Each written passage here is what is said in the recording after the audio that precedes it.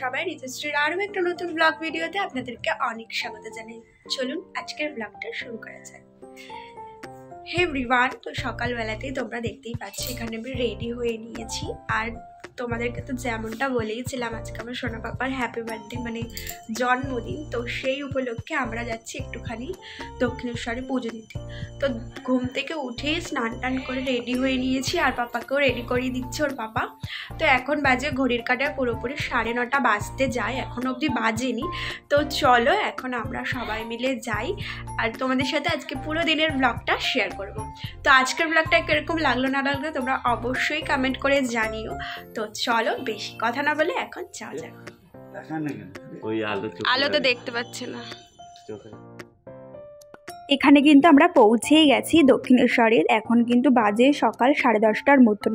তো আমাদের বাড়ি থেকে দক্ষিণেশ্বর মিনিমাম একটা ওই 8 ঘন্টার রাস্তা বলতে পারো, তারও কম।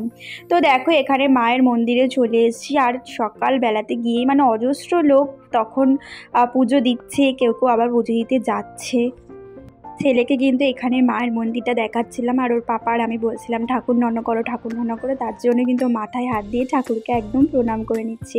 তো চলো এবার যাওয়া যাক, একটুখানি ঠাকুরের ডালা কিনে নিচ্ছি।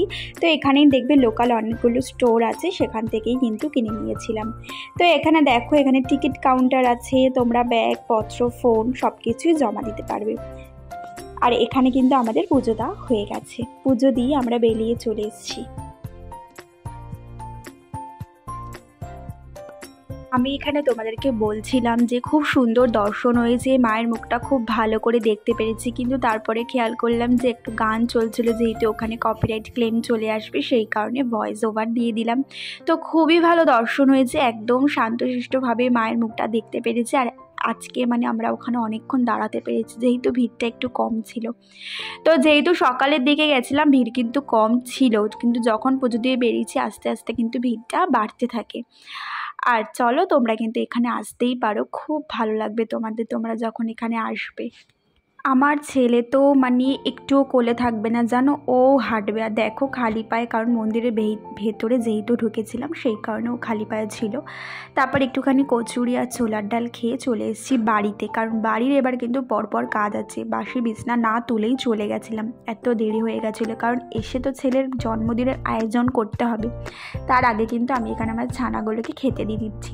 তো দেখতেই পাচ্ছ মানে আলটিমেটলি বাসি বিছনাটা এখনও তোলা হয়নি। তো এইবারে আমি এখানে আস্তে আস্তে কাজগুলো করে নিই আর তোমাদের সাথে একটুখানি কথা বলে নিই। চলো, আমার আগের দিনের ভিডিওতে লিমা হোম ব্লগ দিদিভাই তুমি কমেন্ট করেছিলে, অদিতি দাস কমেন্ট করেছিলে, তোমাদেরকে অসংখ্য ধন্যবাদ। তো চলো দেখো এখানে বেডটা কিন্তু ছেলের জন্মদিনের স্পেশালিটির জন্য একটা নতুন বিছনার চাদর পেতেছি। এই চাদরটা যেন কবে পেতেছিলাম ছেলের অন্নপ্রাশনে। তো এখানে দেখো মা কিন্তু একদম কোমর বেঁধে নাতনির মানে নাতির জন্য কিন্তু এখানে রান্না করতে চলে এসেছে। মাকে বলেছিলাম যে আজকে রান্নার দায়িত্বটা তুমি নিয়ে নাও। তো মা আর আমার শাশুড়ি বেশিরভাগটাই করেছে, আমি খালি পায়েসটাই করেছিলাম বলতে পারো। তো এখানে দেখো আমি কিন্তু মা ওদিকে রান্না করছি আর আমার শাশুড়ি সব কেটে কুটে দিয়েছে। দেখবে কাটাটাও একটা অনেক বড় কিন্তু মানে কাজ। তো শাশুড়ি মা ওখানে কেটে কুটে দিয়েছে আর মা কিন্তু রান্না করছে আর আমি এখানে ঘর দর সব রান্নার দায়িত্ব মায়ের দিদার। হ্যাঁ এই ছুরিটা আছে। এখানে মাংসের আলু ভাজা হয়ে গেছে, 5 রকমের ভাজা হয়ে গেছে। এখন হচ্ছে মাছের ঝোল রান্না হচ্ছে। শো স্টপার হচ্ছে মাটন কষা, সেটা এখন কষানো হচ্ছে। যত কষানো হবে তত টেস্ট পারবে। আর আজকে আমাদের শেফ হচ্ছে জয়শ্রী শর্মা চৌধুরী, দেখতেই পাচ্ছ। মাটন কষানো হচ্ছে আর এদিকে মাছের ঝোল হচ্ছে। কিছুই তোমাদেরকে ঠিক করে দেখাতে পারবে। এই দেখো এখানে গোবিন্দভোগ চালটা আমি এখানে মাখিয়ে রেখেছি। তো এখানে দেখো মাছের ঝোলটা কিন্তু আমার একদম রেডি হয়ে গেছে। আর সত্যি বলতে মা না আসলে আমি আজকে কিছুই করতে পারতাম না, কারণ এই ঘর পরিষ্কার করে তারপরে রান্না করা একটা হেডেক হয়ে যেত। আর তোমরা তো জানোই ঘর দর পরিষ্কার নেই অথচ রান্না বান্না আমার দ্বারা ওটা সম্ভব না, আমার এটা বাজে অভ্যাস, এটা থেকেই যাবে, কিচ্ছু করার নেই। তো এখানে মা এসে সব রান্না বান্না সব মা করেছে আর আমি কিন্তু এখানে দেখো পায়েসটা করে নিচ্ছি। এরপরে খাওয়া দাওয়ার পালা। পরিবেশনায় বদ দিদি।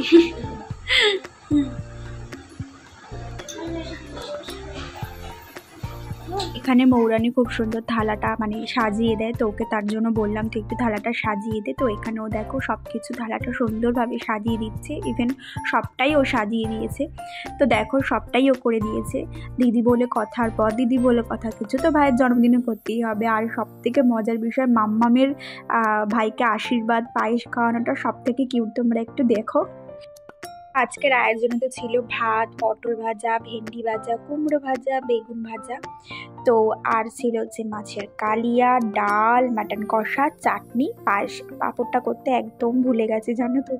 লাস্টে মৌরানি এসে মনে করাচ্ছে আরে পাঁপড় করিস নি, তখন এত লেট হয়ে গেছিলো খেতে দিতে, 4টে বেজে গেছিলো। খাবে তো না, একটু ওই প্রথম জন্মদিন বলে কথা, মা হিসেবে যদি একটু কোনো আয়োজনই না করলাম সেটা খুবই খারাপ লাগে। আর 5 রকমের মিষ্টিও ছিল। তো এখানে সবাই ওকে আশীর্বাদ করবে, এই ক্লিপসগুলো তোমরা দেখতে থাকো।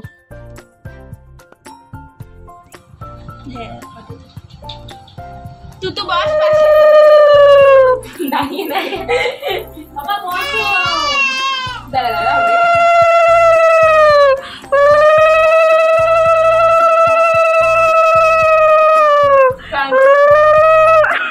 কিছুতেই বসবে না, দাঁড়িয়ে দাঁড়িয়ে আশীর্বাদ নেবে। জোর জবরদস্তি মৌয়ের কোলে দিয়ে ওকে বসিয়ে সবাই একটু আশীর্বাদ করেছে। আর মানে উলুলু দিলেই হাততালি দিচ্ছে। ভালো থাকবি, সুস্থ থাকবি, বল দাঁড়া দাঁড়া। এই ক্লিপসগুলো এত সুন্দর, ভাই বোনের এই মানে বন্ধনটা এত ভালো লাগছিলো দেখতে। ওরা চিরজীবন একসাথে এভাবেই অটুট থাক, ওদের ভালোবাসা এটাই আমি চাই। তো দেখো সবশেষে মৌ আর মাম্মাম মিলে ওকে ভাত খাইয়ে দিচ্ছিলো। আর জানি না কেন ও কিন্তু সেদিনকে খাচ্ছিল, ও অন্যদিন কিন্তু এরকমভাবে ভাত খায় না, হয়তো ওর দিদিদের থেকে ভাত খাওয়ার ইচ্ছা ছিল, ওইভাবেই ভাত খাচ্ছিল।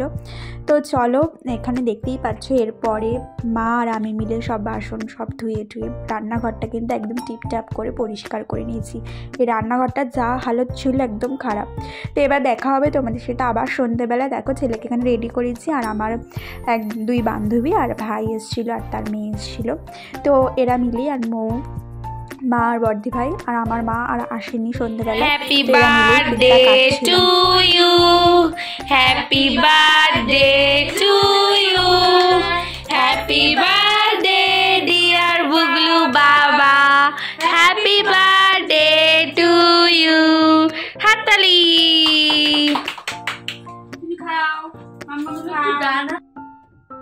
দেখো আজকে সন্ধ্যেটা এইভাবেই আয়োজন করেছিলাম। তো আমার বন্ধুরা আর ভাইরা এসেছিলো, তো ভাবলাম ওদের জন্য একটুখানি কি করা যায়। তো আমাদের এখানে আশেপাশে নিয়ার বাই একটা রেস্টুরেন্ট থেকে একটুখানি ফ্রাই, চাউমিন আর চিলি চিকেন অর্ডার দিয়ে দিয়েছিলাম।